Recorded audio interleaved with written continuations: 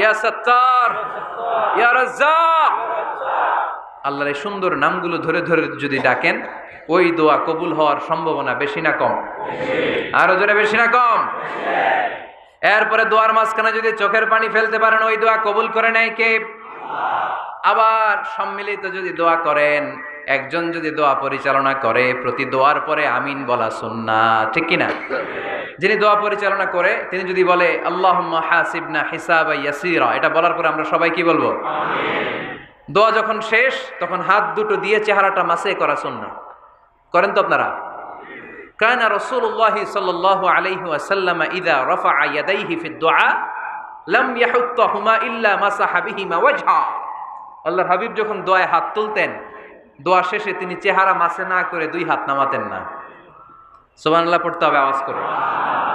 এগুলো মেনটেন করলে আপনার দোয়া কবুল করবে কে?